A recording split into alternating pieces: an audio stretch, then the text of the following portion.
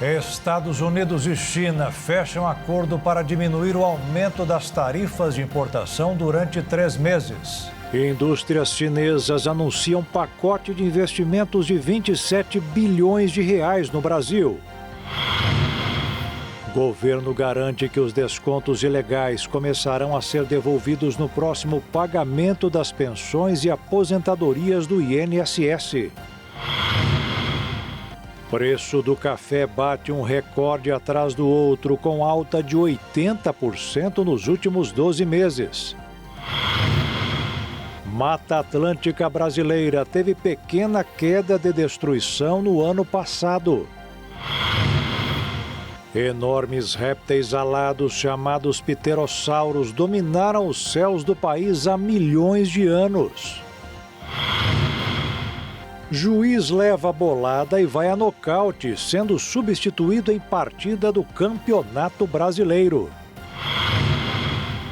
E finalmente a CBF anuncia Carlo Ancelotti como novo técnico da seleção, que ainda não está classificada para o Mundial. É agora no Jornal das 22.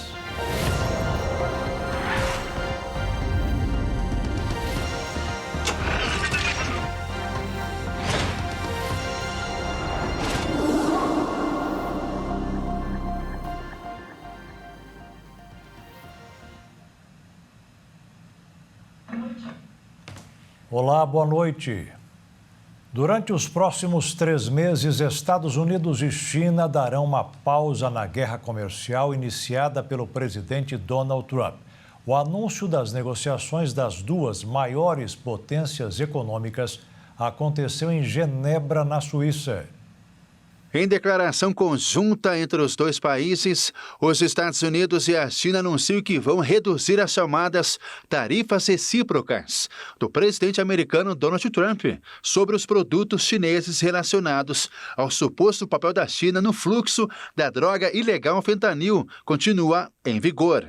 A suspensão de 90 dias representa uma pausa na guerra comercial entre os dois países. A guerra comercial entre Pequim e Washington começou quando o presidente dos Estados Unidos, Donald Trump, adotou uma série de tarifas que afetaram especificamente a China. Desde que Donald Trump retornou à Casa Branca em janeiro, seu governo impôs tarifas de até 145% sobre produtos da China. Pequim retaliou com tarifas de 125% sobre as importações dos Estados Unidos e outras medidas. Desde então, o comércio bilateral ficou praticamente paralisado. Desde o início do ano, as tarifas impostas pelos Estados Unidos à China alcançaram 145%, mas as taxas acumuladas para determinados produtos podem chegar a 245%. Representantes dos dois países estão reunidos na Suíça em encontros que iniciaram no último sábado. Mais negociações estão planejadas para reduzir as tensões entre as duas maiores economias do mundo. O secretário do Tesouro dos Estados Unidos, Scott Bessent, diz que as duas partes concordaram em reduzir temporariamente as tarifas recíprocas e querem uma relação comercial mais equilibrada. O Ministério do Comércio da China elogiou os progressos substanciais nas negociações comerciais com Washington e disse que a redução das tarifas é de interesse comum do mundo. Desta forma, os produtos chineses importados nos Estados Unidos pagarão uma tarifa de 30% e os produtos americanos importados pela China uma tarifa de 10%. Os presidentes Donald Trump e Xi Jinping ainda não comentaram publicamente o acordo comercial que deverá entrar em vigor a partir do dia 14 de maio. E hoje o Brasil fechou um pacote de investimentos da China no Brasil. Vários setores passarão a atuar no país, desde a entrega de alimentos até a produção de veículos.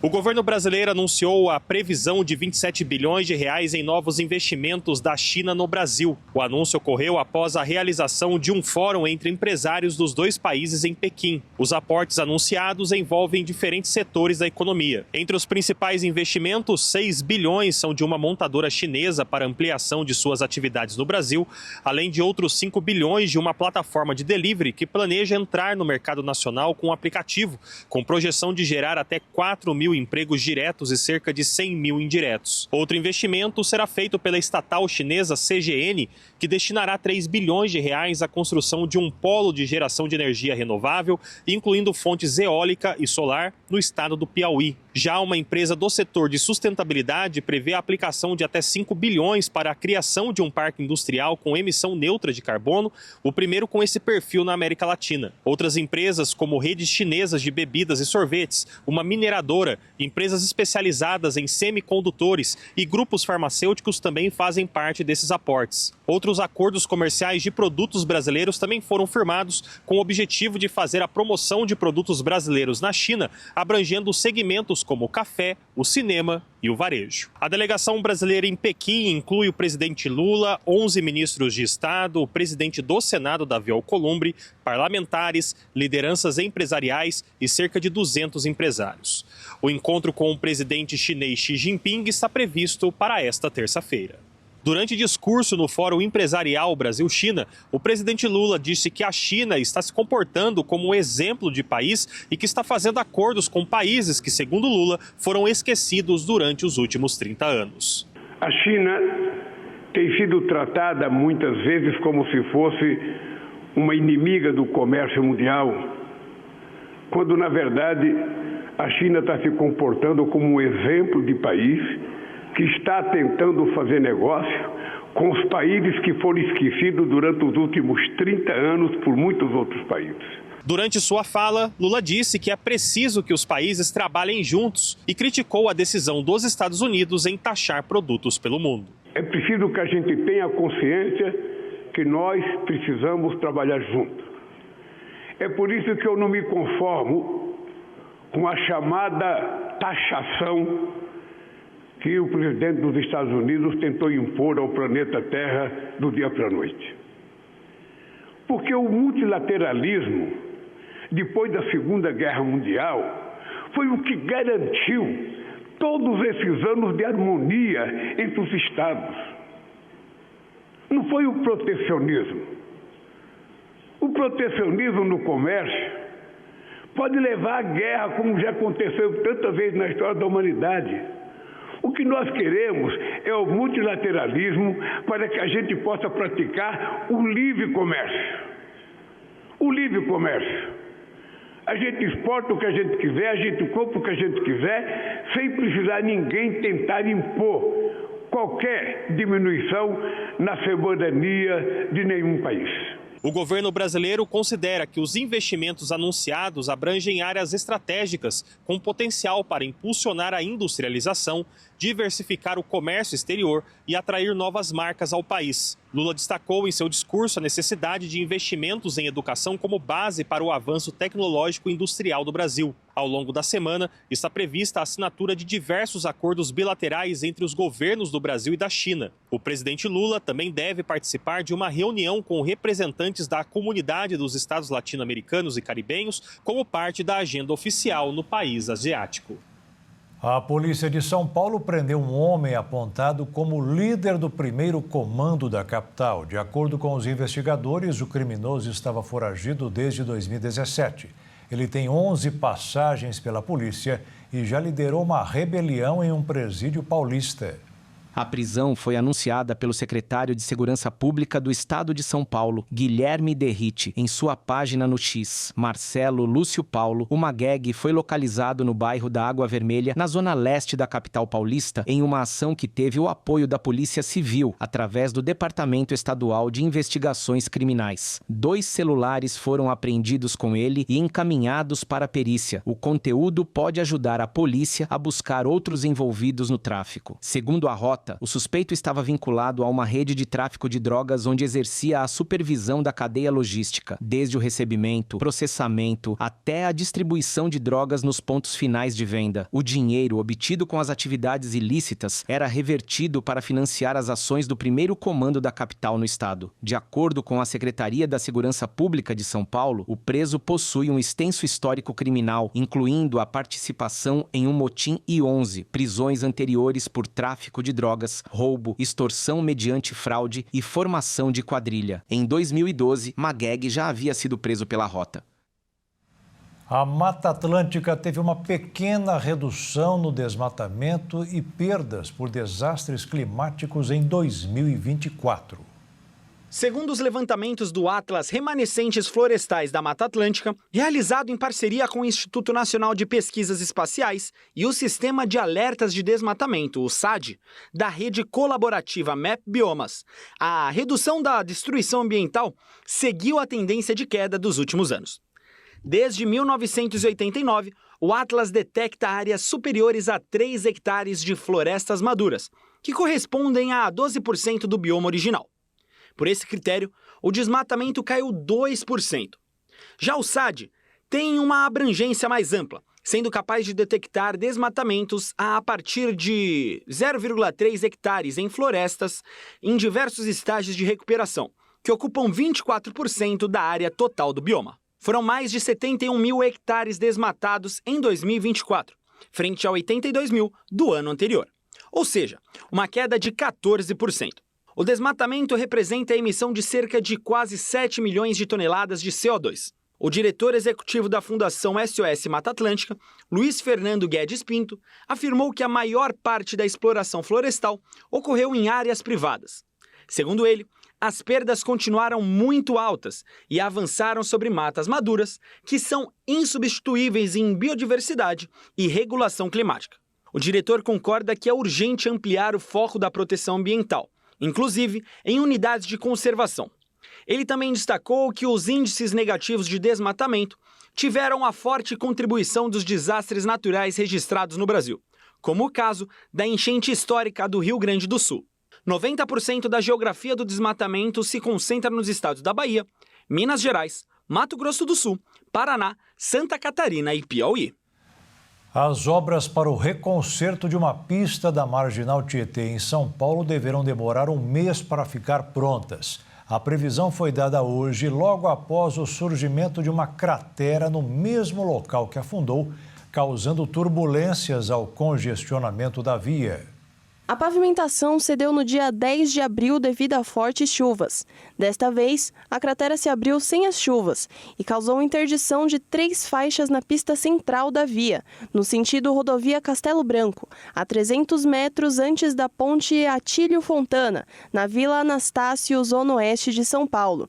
Nas redes sociais, o prefeito Ricardo Nunes afirmou que o buraco se abriu por um problema na tubulação de esgoto da Companhia de Saneamento Básico do Estado de São Paulo, a Sabesp. Em nota, a empresa pediu desculpas pelo transtorno e informou que houve sobrecarga nas redes de esgoto, o que ocasionou a reabertura do buraco. A companhia também confirmou que técnicos da empresa trabalham em uma solução definitiva e que as obras estão previstas para durar 30 dias.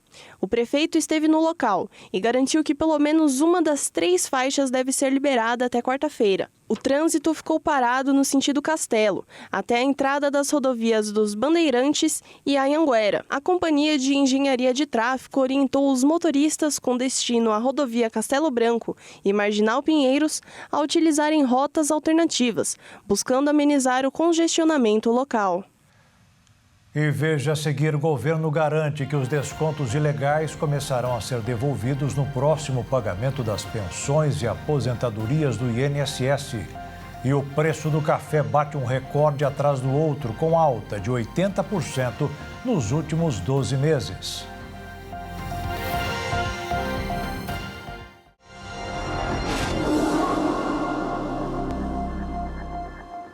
O brasileiro está acostumado às várias combinações do café, desde o simples coado até o com brigadeiro. E a cada dia surge uma nova experiência, quase sempre fácil de tomar. O que é difícil para o bolso é o preço que não para de subir. É um aumento atrás do outro. Tomar café, um hábito quase sagrado para milhões de brasileiros, está pesando cada vez mais no bolso. O preço do café moído disparou 80,2% nos últimos 12 meses, segundo dados do Instituto Brasileiro de Geografia e Estatística, e atingiu o maior índice de inflação acumulada desde maio de 95, quando o aumento foi de 85,5%. Esse salto nos preços representa a maior alta do produto desde a criação do Plano Real em 1994. Em abril, o café teve aumento de 4,48%, após já ter subido 8,14% em março. Segundo o especialista, a escalada de preços é resultado de uma combinação de fatores, com destaque para os impactos do clima, como secas prolongadas, geadas e ondas de calor que reduziram a produção nas lavouras brasileiras. Além das condições climáticas adversas, o cenário internacional também contribuiu para o encarecimento. Houve quebra de safra em países importantes, como o Vietnã, segundo maior produtor do mundo, e o aumento no consumo global, com destaque para a China, que em apenas um ano saltou da 20ª para a 6ª posição entre os maiores importadores do café brasileiro. Pressionou ainda mais a demanda. A logística, encarecida por conta dos conflitos no Oriente Médio e os custos elevados do transporte internacional, também influenciaram nos preços. Em fevereiro, a Associação Brasileira da Indústria de Café já havia alertado que os preços continuariam subindo, pois a indústria ainda não havia repassado totalmente o custo da matéria-prima ao consumidor final. Mesmo sendo o maior produtor e exportador de café do planeta, o Brasil não escapou dos efeitos dessa crise. Entre os 377 produtos monitorados pelo IPCA, o café lidera com a maior inflação no acumulado do ano. Para o consumidor brasileiro, a paixão pelo cafezinho segue firme, mas cada vez mais cara. Em crise, os Correios lançaram uma proposta com várias alterações no regime de trabalho dos funcionários, o que deverá incluir até o fim do trabalho remoto. Tudo isso é um plano estratégico para tentar contornar o prejuízo de quase 3 bilhões de reais no ano passado, para tentar melhorar o fluxo de caixa da empresa. Entre as medidas anunciadas está o incentivo à redução da jornada de trabalho e, por consequência, a redução do salário dos trabalhadores. Se o plano alcançar todos os objetivos, os Correios esperam economizar 1,5 bilhão de reais neste ano. Outras medidas adotadas pelo órgão serão a redução de pelo menos 20% do orçamento, com a suspensão temporária das férias a partir de 1º de junho deste ano. Também devem ser prorrogadas as inscrições para o programa de desligamento voluntário, o incentivo à transferência voluntária e temporária dos agentes de Correios, a convocação para o retorno ao regime de trabalho presencial, o lançamento de novos formatos de planos de saúde. A direção dos Correios pretende captar mais de 3 bilhões de reais para investimentos internos. Todas essas medidas estão sendo tomadas após os impactos da queda nas receitas com encomendas internacionais. O governo Lula avalia abrir crédito extraordinário para devolver os valores desviados das contas dos aposentados e pensionistas do INSS. O ressarcimento às vítimas deve acontecer no próximo pagamento. O presidente em exercício, Geraldo Alckmin, disse que os aposentados e pensionistas do Instituto Nacional de Seguro Social, INSS, afetados pela fraude dos descontos indevidos, devem começar a ser ressarcidos a partir do próximo pagamento. O vice-presidente está à frente do executivo até esta quarta-feira, período em que o presidente Luiz Inácio Lula da Silva cumpre a agenda na China e enumerou as ações em curso pelo governo e lembrou que a Advocacia Geral da União pediu um bloqueio de 2,5 bilhões de reais em dinheiro e bens de entidades e empresas para ressarcir aqueles que não autorizaram qualquer desconto, mas foram lesados.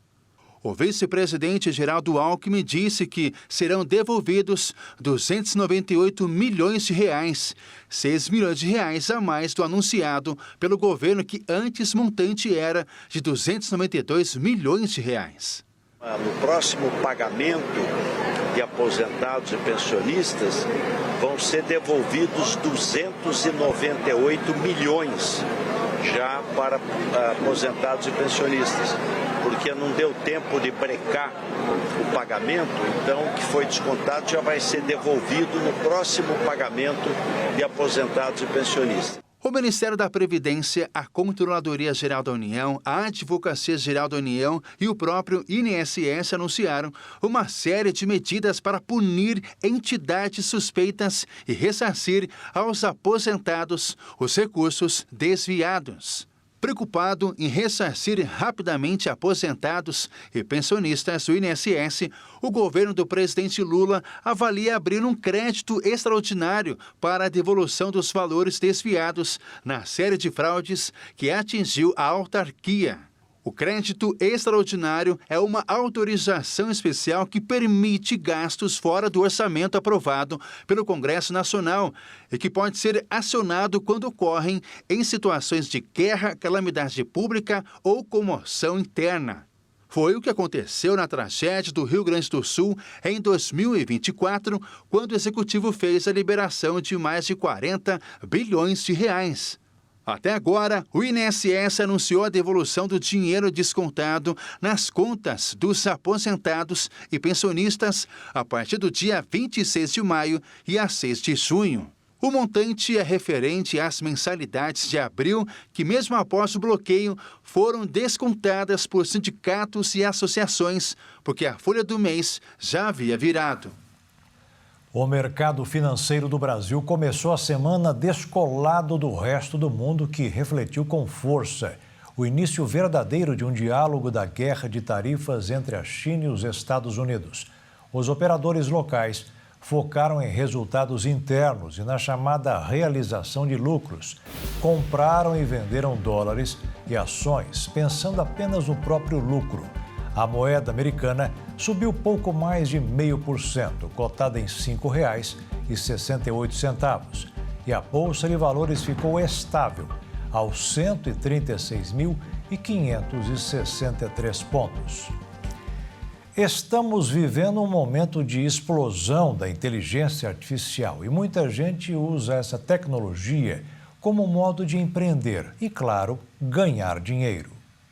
Você já ouviu falar sobre realidade aumentada? Pois é, a Bianca mergulhou nesse universo lá em 2018 e desde então não parou mais. De lá para cá, já colocou no ar uma porção de projetos incríveis usando essa tecnologia. Realidade aumentada é uma tecnologia que mistura alguma coisa virtual à visão da realidade do usuário. Então, através de uma câmera, de uma lente, eu vou olhar para o mundo do jeito que ele é, mas vai ter alguma coisa virtual somado ali. E a gente conhece muito ela, principalmente por conta dos filtros, os filtros de maquiagem, ou às vezes põe coisas na cabeça da gente, óculos, chapéu, mas que funcionam ali dentro do celular, né? A gente está acostumado. Estamos em 2025 e dá para dizer sem medo, a internet já alcançou praticamente todos os cantos. E com a explosão da inteligência artificial, a realidade aumentada acabou entrando nessa onda também. Só que, apesar de andarem lado a lado em muitos projetos, AR e IA são tecnologias bem diferentes uma da outra. Quando a gente fala de inteligência artificial, a gente tem muitos tipos de ferramenta. Então, a gente tem as que são para criar, a gente tem as que são para pesquisar, a gente tem muitas aplicações e muitas inteligências artificiais disponíveis hoje para a gente trabalhar. Dentro das ferramentas que eu trabalho, nos softwares que eu uso para trabalhar, a gente já tem muita ferramenta de inteligência artificial integrada. Então, antes, se eu precisasse digitar um comando, um código, né, de programação, dentro do programa de realidade aumentada para executar uma ação, eu tinha que saber aquele código. Hoje eu já consigo, com a ajuda da inteligência artificial, escrever aquele código.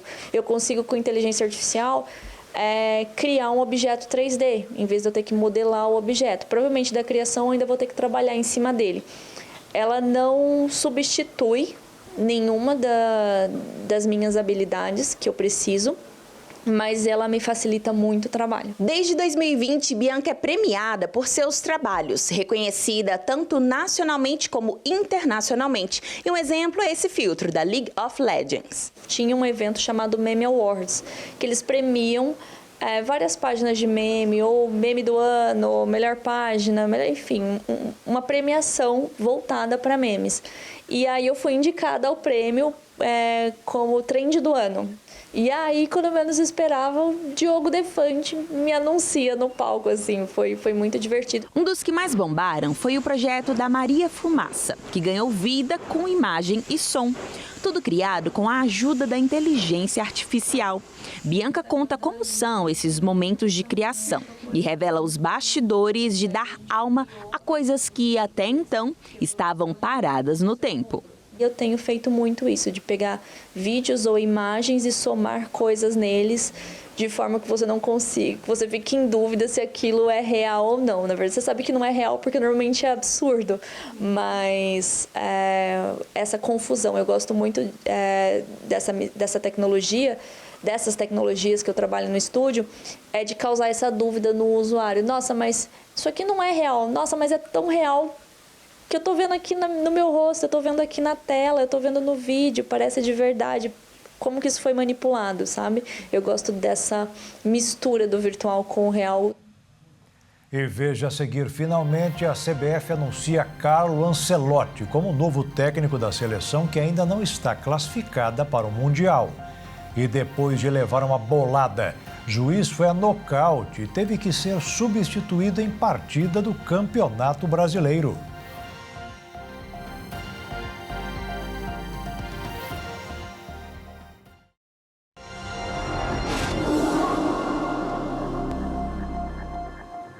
Alguns deputados e senadores brasileiros devem estar muito cansados. A frase deve servir de explicação para a nova pausa nas atividades principais nos plenários, enquanto vários projetos de interesse do país continuam nas gavetas. O Congresso Nacional terá uma agenda esvaziada nesta semana. Com os presidentes do Senado, Davi Alcolumbre, e da Câmara dos Deputados, Hugo Motta, em compromissos internacionais, foi confirmado um recesso informal para os deputados federais. Não estão previstas votações no plenário e a programação das comissões da Câmara será reduzida. Hugo Motta participará de um fórum empresarial em Nova York na terça-feira, acompanhado por lideranças de partidos como PL, PP e MDB. O evento também contará com a presença do presidente do Supremo Tribunal Federal, Luiz Roberto Barroso, e do governador de São Paulo, Tarcísio de Freitas. Já Davi Alcolumbre acompanha o presidente Luiz Inácio Lula da Silva em viagem oficial. Esta é a terceira viagem internacional de Alcolumbre ao lado do presidente Lula em um intervalo de pouco mais de 40 dias. No calendário oficial, apenas sessões simbólicas estão previstas, como homenagens ao Dia Internacional da Enfermagem, ao Dia do Medicamento Genérico e a tradicional procissão do fogaréu realizada na cidade de Goiás. Algumas audiências públicas também estão programadas nas comissões. No Senado, ao menos 10 parlamentares foram autorizados a viajar para o exterior nesta semana, grande parte com despesas cobertas por recursos públicos. 3 agendas diferentes estão sendo realizadas lá nos Estados Unidos, sendo 2 fóruns empresariais em Nova York e uma missão da Frente Parlamentar pelo Livre Mercado em Washington. A participação de parlamentares brasileiros em eventos internacionais tem sido cada vez mais frequente. Em 2023, a Câmara e o Senado destinaram cerca de R$600 mil para viabilizar a presença de 30 congressistas em um fórum jurídico realizado em Portugal. Os senadores Magno Malta, do PL do Espírito Santo, e Damares Alves, do Republicanos do Distrito Federal, anunciaram que visitarão a Argentina com o objetivo de inspecionar um presídio onde estariam custodiados ao menos 5 brasileiros que fugiram para o país após os atos antidemocráticos de 8 de janeiro. A ausência das principais lideranças do Congresso coincide com um momento politicamente delicado para o governo federal. A oposição intensifica pressões para a criação de uma CPI ou até mesmo uma comissão mista para investigar o escândalo de fraudes do INSS. Em resposta à crise, o ex-ministro da Previdência, Carlos Lupe, deixou o cargo e o presidente Lula exonerou Alessandro Stefanuto da presidência do INSS. No novo titular da pasta, Volney Queiroz, foi convidado pelo Senado para prestar esclarecimentos na Comissão de Fiscalização e Controle. A reunião poderá ocorrer nesta quinta-feira, embora a data ainda não esteja confirmada. A oposição no Congresso Nacional apresentou agora à noite um pedido formal para a criação de uma comissão parlamentar mista de inquérito com o objetivo de investigar o esquema bilionário de fraudes no INSS. O pedido foi liberado pela deputada Coronel Fernanda, do PL, e pela senadora Damares Alves, do Republicanos. A proposta prevê a formação de uma comissão composta por 15 deputados e 15 senadores, além de um número igual de suplentes, respeitando a proporcionalidade partidária. O grupo terá prazo de 180 dias para conduzir as investigações e contará com um orçamento de R$200 mil para os trabalhos. Apesar de ter conseguido as assinaturas, a instalação da comissão depende do aval do presidente do Senado, Davi Alcolumbre. E o Hamas libertou nesta segunda-feira o último refém americano vivo que mantinha em Gaza, depois de mediadores terem feito acordo entre o grupo e os Estados Unidos. A libertação de Idan Alexander ocorreu na véspera de uma visita do presidente Donald Trump ao Oriente Médio e foi retratada pelos militantes do Hamas como uma tentativa de garantir o apoio dos Estados Unidos a um acordo mais amplo para acabar com a guerra. Alexander, de 21 anos, estava entre as cerca de 250 pessoas apreendidas e levadas para Gaza durante o ataque liderado pelo Hamas a Israel em 7 de outubro de 2023, que desencadeou a guerra em Gaza. Com dupla nacionalidade israelita e americana, ao serviço do exército israelita, ele foi capturado num posto militar. Alexander cresceu em Nova Jersey e mudou-se para Israel para se alistar no exército. Nas imagens e no vídeo que as autoridades compartilharam após a libertação, Alexander, pálido, mas sorridente, saudou a família com abraços. O ex-prisioneiro disse à imprensa que foi mantido em uma jaula, em um túnel subterrâneo, com as mãos e os pés amarrados, e que comia pouco. Ao contrário da maioria dos outros reféns, Alexander foi libertado sem que fosse formalmente anunciado um cessar-fogo entre Israel e o Hamas, o que evidencia o fracasso dos esforços para garantir uma trégua entre as duas partes. O grupo extremista ainda mantém pelo menos 20 reféns vivos, juntamente com cerca de 40 cadáveres, incluindo os de vários americanos, mas está relutante em libertar mais reféns, a menos que Israel concorde em realizar negociações para acabar com a guerra. O primeiro-ministro israelense Benjamin Netanyahu declarou nesta segunda-feira que a libertação de Alexander mostrou os benefícios de colocar o Hamas sob maior pressão militar. Em março, Netanyahu ordenou que militares israelenses rompessem um cessar-fogo, dizendo que isso obrigaria o grupo a libertar mais reféns e levaria à total derrota militar do Hamas. O italiano Carlo Ancelotti será o novo técnico da seleção brasileira. O anúncio foi feito pelo presidente da CBF, Edinaldo Rodrigues, que negociou um salário de quase R$5 milhões por mês, com a promessa de um bônus a cada título que Ancelotti conquistar com o Brasil. A CBF finalmente anunciou Carlo Ancelotti como novo comandante da seleção brasileira. O italiano deixará o Real Madrid após o jogo contra a Real Sociedad, na última partida da equipe no Campeonato Espanhol, no próximo dia 24. Carlo Ancelotti ainda tinha um ano de contrato com o clube espanhol, mas a saída foi acertada em comum acordo. Com isso, o italiano abriu mão de receber cerca de R$22 milhões em salários no Real e passará a ganhar R$48 milhões por ano na seleção brasileira. Ancelotti será o quarto estrangeiro a dirigir a equipe principal do Brasil em toda a história. O anúncio da contratação foi feita pelo presidente Edinaldo Rodrigues em vídeo no site da entidade. Ancelotti já era o nome preferido para substituir o ex-treinador Adenor Leonardo Bactiti, que deixou o cargo em 2022 após ser eliminado pela seleção da Croácia na Copa do Mundo. Naquela tentativa, a CBF apostou em esperar pelo italiano, que teve nomes como Ramon Menezes e Fernando Diniz por um ano, pensando que o treinador viria no meio de 2024. Mas ele acabou renovando por mais uma temporada com o clube espanhol.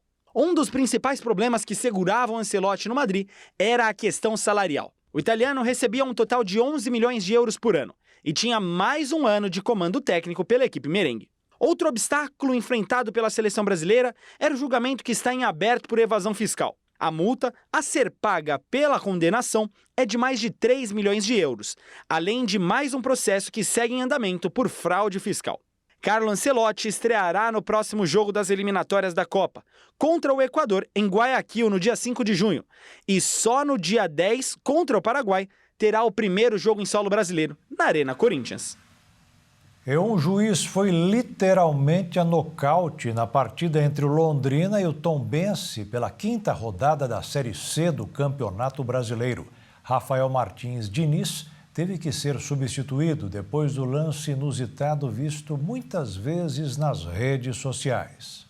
Quando a partida estava no primeiro tempo e o relógio marcava 11 minutos, o atleta do Londrina tentou acertar um chute na bola após uma sobra de escanteio, mas acabou acertando o árbitro que apitava o jogo. A força da finalização levou a autoridade máxima da partida quase ao desmaio. A partida foi paralisada por alguns minutos. Durante o período, Rafael Martins Diniz não conseguiu se recuperar do choque e deixou o comando da partida. No lugar dele, entrou Marco Antônio dos Santos Travessolo, que estava escalado como 4º árbitro do confronto. Em campo, as equipes protagonizaram um empate por 1-1 no estádio Vitorino Gonçalves Dias, pela 5ª rodada da Série C do Campeonato Brasileiro. Pelo lado paranaense, o gol foi marcado Pablo Juan Messias Cardoso. Já o gol do Clube Mineiro foi de autoria de Rafael Silva, de pênalti. O empate não foi bom para nenhum dos times. Com o resultado, Londrina e Tombense somaram apenas 1 ponto na tabela de classificação, onde ocupam respectivamente a 5ª e a 6ª colocação. O árbitro foi conduzido ao hospital, onde continua em observação. Em nota, a Confederação Brasileira de Futebol informou que fornecerá todo o suporte necessário para a recuperação do profissional. E a seguir, Atlas da Violência, divulgado pelo IBGE, revela queda no número geral de homicídios no Brasil. E enormes répteis alados, chamados pterossauros, dominaram os céus do país há milhões de anos.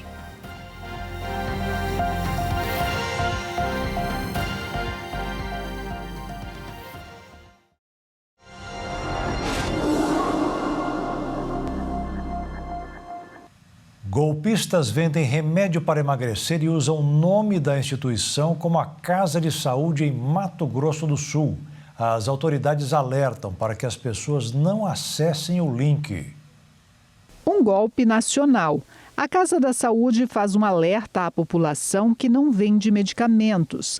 Esta semana, golpistas anunciaram nas redes sociais que o Monjaro, medicamento para emagrecimento que custa em torno de R$3 mil, estava sendo comercializado pelo centro de saúde. A pessoa clica no link de compra, e aparece opções para retirada desse medicamento, E dentro dessas opções, o nome da Casa da Saúde. Então, a gente reforça que a Casa da Saúde não entrega medicamentos, a Casa da Saúde não vende medicamentos, todos os medicamentos ofertados são gratuitos, são pelo SUS. Então, esse link é totalmente falso e direciona para um golpe. Os medicamentos oferecidos de forma gratuita na Casa da Saúde ou pelo programa Remédio em Casa só são fornecidos após aprovação do pedido. Desde o mês de agosto do ano passado que a Casa da Saúde funciona aqui, na Rua Dom Aquino, quase esquina com a Rui Barbosa. Passam pelo local aproximadamente 250 pessoas por dia. Isso sem contar com os atendimentos que são realizados no interior do estado. Nós temos uma lista de 173 fármacos do componente especializado, em várias apresentações terapêuticas. Então, nós temos medicamentos para doenças crônicas, como DPOC, artrite, acne grave, entre outras patologias. O medicamento do componente especializado, ele precisa de alguns documentos a mais, como, por exemplo, o laudo de medicamentos, a receita, alguns exames que são solicitados, tabelas, escalas, e isso vai depender da patologia do paciente. Os pacientes do Hospital de Emergência e Trauma de João Pessoa, na Paraíba, precisaram ser retirados para a área externa da unidade após um princípio de incêndio. Mais de 70 pessoas foram realocadas para a área externa do hospital após um princípio de incêndio começar na unidade. Além da realocação, houve intensa movimentação de ambulâncias no local para encaminhar os pacientes para outras unidades hospitalares. De acordo com o secretário de Saúde, Ari Reis, os pacientes estão retornando para a unidade conforme a liberação das áreas atingidas pela fuligem e fumaça. Segundo o comunicado emitido pelo hospital, não houve feridos. As causas do princípio de incêndio ainda estão sendo investigadas. De acordo com o hospital, desde dezembro de 2024, a parte elétrica vem sendo modernizada e o sistema de proteção contra incêndios foi reforçado. Na manhã desta segunda-feira, o incêndio já havia sido controlado e, de acordo com a Secretaria de Saúde da Paraíba, os atendimentos de urgência e emergência voltaram à normalidade. O número de homicídios no Brasil caiu 20% no período de 11 anos. A estatística faz parte do novo Atlas da Violência, divulgado hoje pelo IBGE. O balanço foi feito em parceria com o Fórum Brasileiro de Segurança Pública. Recentemente, uma pesquisa realizada pela Genial Quest 1 concluiu que 29% dos entrevistados apontavam a criminalidade como o maior problema do Brasil. Essa proporção aumentou 19 pontos percentuais em pouco mais de um ano. Em dezembro de 2023, apenas 10% dos ouvidos indicaram a violência como problema. De acordo com os pesquisadores, houve mudança do padrão de criminalidade. Em 2023, foi verificado queda no número dos homicídios e redução em quase todos os crimes contra o patrimônio praticados nas ruas, nos comércios e nas residências, mas houve aumento nos registros de estelionatos praticados em meios virtuais. Segundo o documento, foram quase 2 milhões de ocorrências apenas em 2023, o que valia a um golpe a cada 16 segundos. Embora o país tenha apresentado queda de 20% nos homicídios registrados em uma década, o resultado ainda coloca o Brasil entre os países mais violentos do mundo. Dados do Escritório das Nações Unidas sobre Drogas e Crime entre 2022 e 2023, só em outras 14 nações tiveram taxas de homicídio por 100 mil habitantes maiores do que a registrada pelo Brasil. No período de um ano, houve queda na taxa de homicídios em 17 das 27 unidades da federação.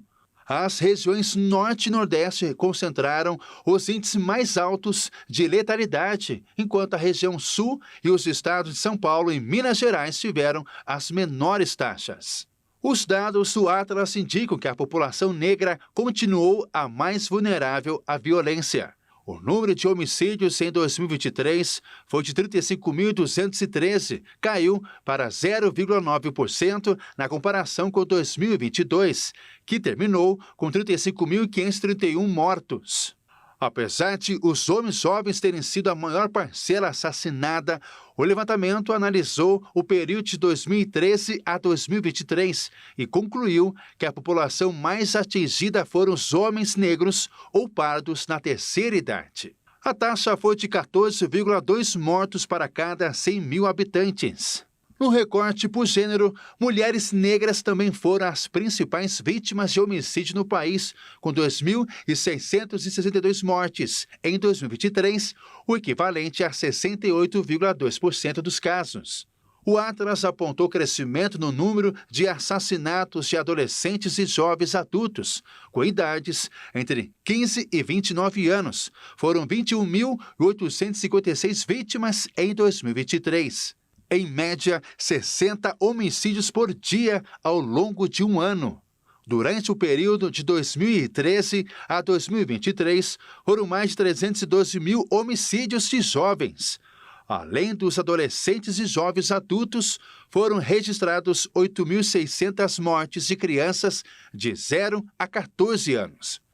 Os registros de violência contra mulheres tiveram alta em 2023, enquanto os homicídios estagnaram. Foram 275.275 notificações de agressão. Já a taxa de homicídios ficou em 3,5 mortes por 100 mil habitantes. Números de 2023 mostram que 3.903 homicídios registrados, com alta de 2,5% em comparação a 2022, que teve 3.806 vítimas. 6 de cada 10 casos de violência aconteceram em casa.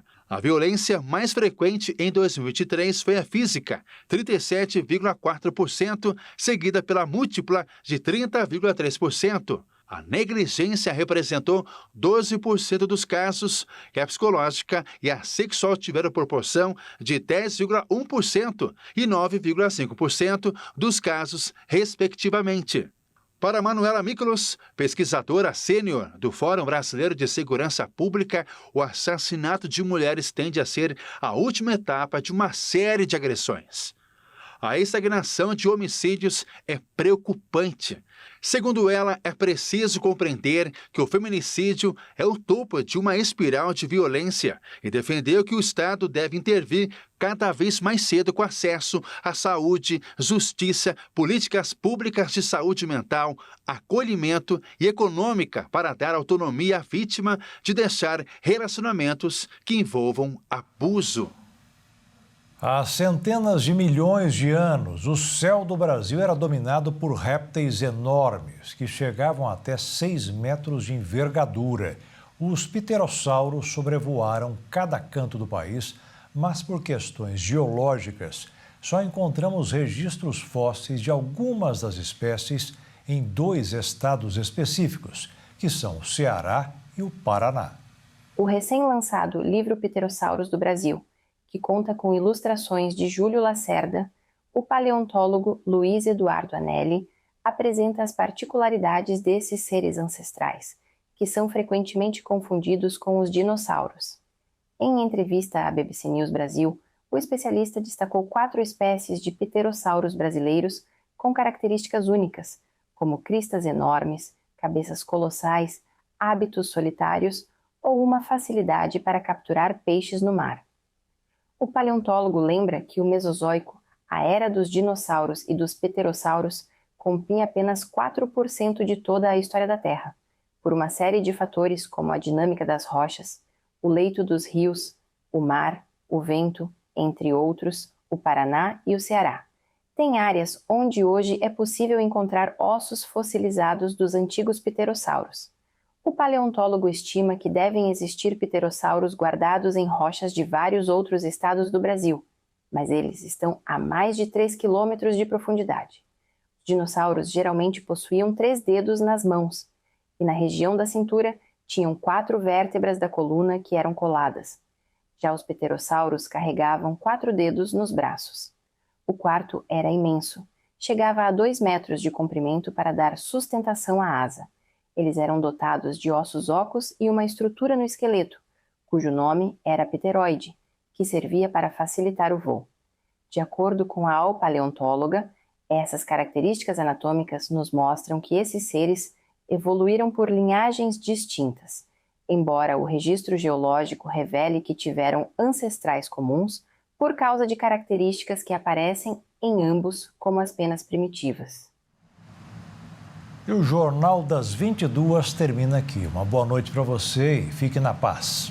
Tchau.